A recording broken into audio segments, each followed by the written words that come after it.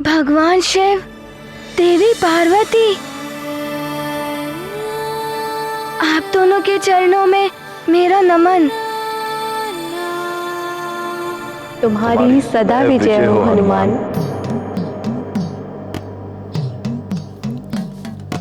ओम नमः शिवाय, ओम नमः शिवाय, ओम नमः। हनुमान, ये जो भी कुछ हुआ वो तुम्हारी परीक्षा के लिए था। हनुमान, तुमने अपने व्यवहार से यह सिद्ध कर दिया है कि तुम नौ दुर्गा के वरदानों के लिए सर्वथा योग्य पात्र हो।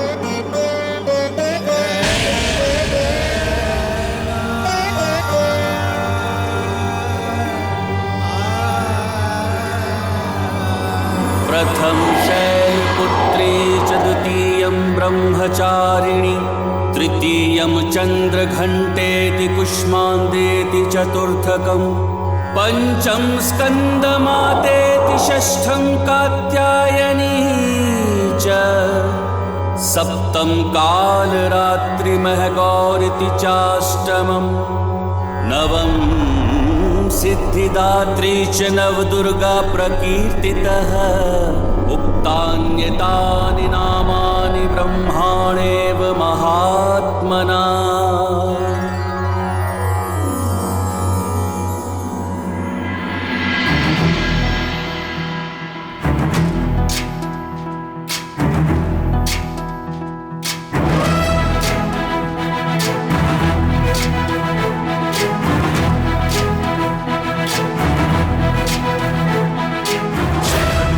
ज्ञान गुण सागर जय कपीसति लोक उजागर, जय हनुमान ज्ञान गुण सागर जय कपीसति लोक उजागर। रामदूत अतुलित बल धामा, अंजनी पुत्र पवन सुत नामा, महावीर विक्रम बजरंगी, कुमति निवार सुमति के संगी। जय हनुमान ज्ञान गुण सागर जय कपीसति लोक उजागर, जय हनुमान ज्ञान गुण सागर जय कपीसति लोक उजागर। कंचन वरन विराज सुबेसा, कानन कुंडल कुंचित केसा, हाथ वज्र और ध्वजा विराजे, कांधे मूंज जनेऊ साजे। जय हनुमान ज्ञान गुण सागर जय कपीसति लोक उजागर, जय हनुमान ज्ञान गुण सागर जय कपीसति लोक उजागर। प्रणाम माता।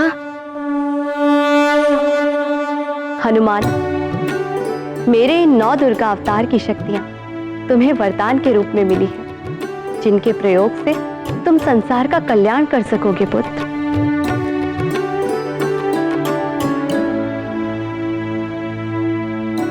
तुम्हारी सदा जय हो।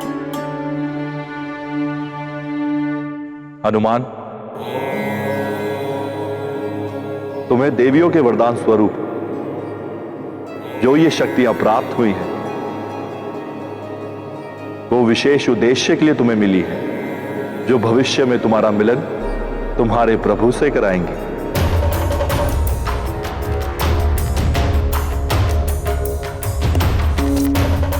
हनुमान की माता,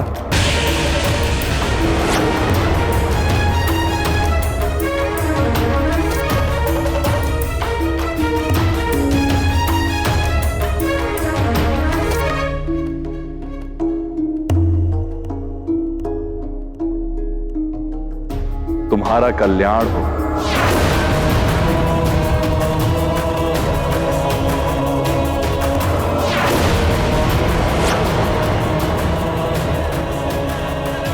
प्रणाम प्रभु।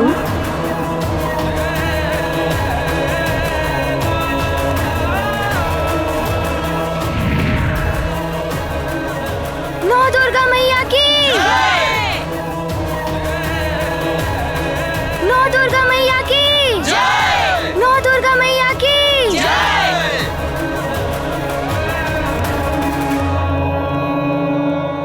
नौ दुर्गा मैया की, नौ दुर्गा मैया की, नौ दुर्गा मैया की।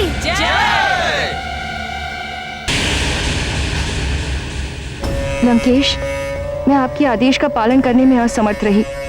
अब मुझे जीवित रहने का कोई अधिकार नहीं। इसी तलवार से मुझे मृत्यु दंड दे दीजिए दशानन। मैं प्रस्तुत हूँ। मार जाएगा।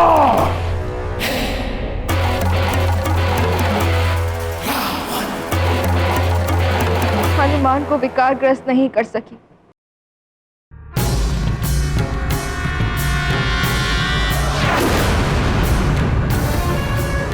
देवियां भी उसे वरदान दे गई,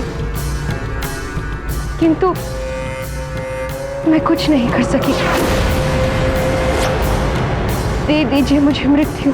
मुक्ति चाहिए तुम्हें, परंतु इतनी सहजता से मुक्ति नहीं मिलेगी, दंड मिलेगा तुम्हें।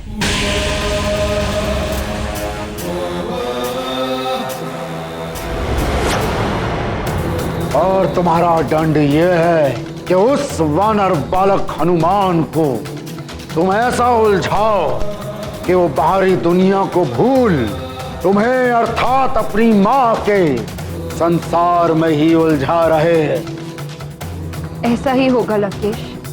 ध्यान रहे मार्जरिका,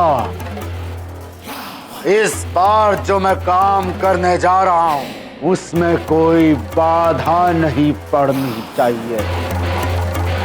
जैसी आपकी आज्ञा लंकेश। आज्ञा नहीं, चेतावनी है ये। और यदि तुम इस कार्य में असफल हुई तो मृत्यु से भी भयानक दंड दूंगा मैं तुम्हें। तुम्हारी आत्मा कांप उठेगी, हाहाकार करेगी कि मुझे मृत्यु दे दो, भिक्षा मांगोगी तुम, परंतु तुम्हें मृत्यु नहीं मिलेगी। इस बार कोई विफलता नहीं होगी लंकेश, ये वचन है मेरा।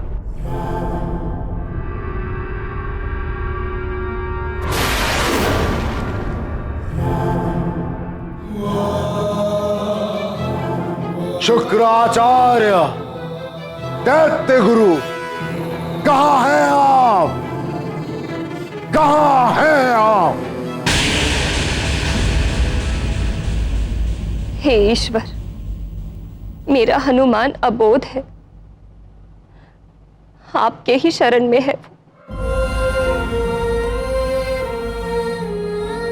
मुझे तो बस यही चिंता लगी रहती है कि अपनी मां के बिना वो कैसे जी रहा होगा।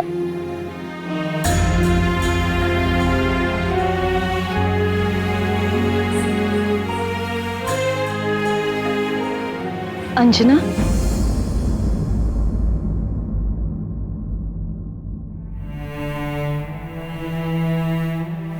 प्रणाम महारानी जी। ऐसे कब तक अश्रु बहाती रहोगी? जीवन समय के साथ चलता रहता है। हनुमान भी अपना जीवन जी रहा होगा, और तुम तो कितनी भाग्यशाली हो कि तुम्हें हनुमान जैसा असाधारण पुत्र मिला। किंतु महारानी जी, मेरे लिए सबसे बड़े दुर्भाग्य की बात है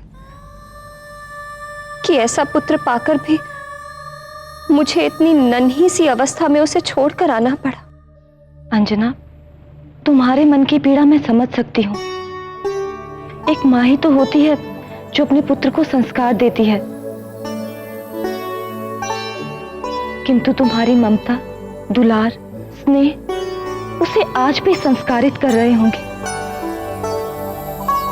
तुमने उसे जो भी सीख दी है वो उसे अपने जीवन में अवश्य अपना रहा होगा, किंतु अभी तो मुझे उसे बहुत कुछ सिखाना था। अभी तो वो। अंजना, नियति को स्वीकार करो। यदि तुम इस लोक दुखी रहोगी तो उस लोक में हनुमान पर भी तो तुम्हारे दुख की छाया पड़ेगी। आप सत्य कह रही हैं महारानी जी, किंतु मैं इस मन को कैसे समझाऊं? अपने पुत्र के साथ बिताया हुआ एक एक पल आज भी मेरे नेत्रों के समक्ष जीवंत है।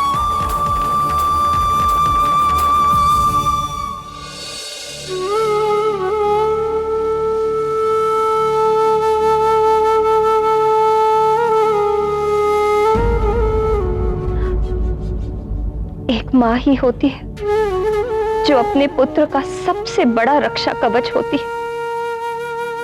अब न जाने कौन रक्षा कवच बना होगा मेरे पुत्र का।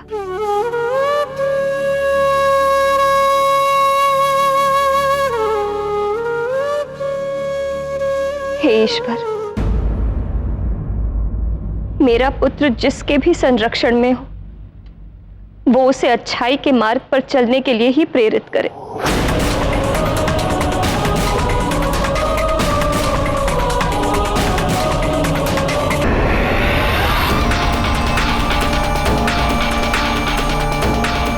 हनुमान, अच्छाई के मार्ग से सदा के लिए विचलित कर दूंगी अब मैं तुझे।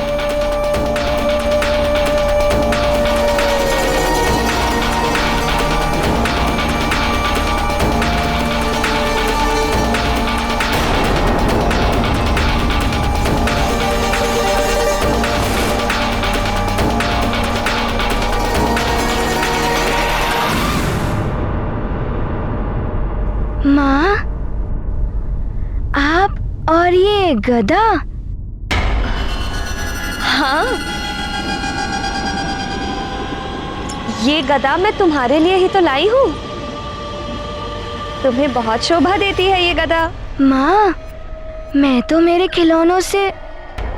मैं चाहती हूँ कि तुम सबसे बलवान योद्धा बनो, और उसके लिए आवश्यक है कि तुम प्रतिदिन युद्ध अभ्यास करो। जितना अधिक अभ्यास करोगे उतने बलवान योद्धा बनोगे। अब तुम्हें बलि से महाबली बनना है कि नहीं? मुझे महाबली बनना है। अब लाइए गदा।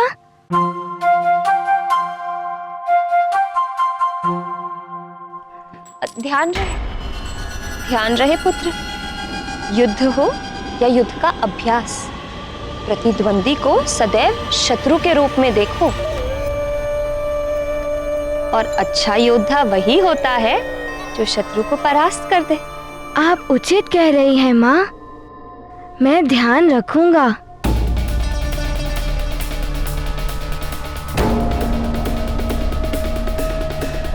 प्रणाम।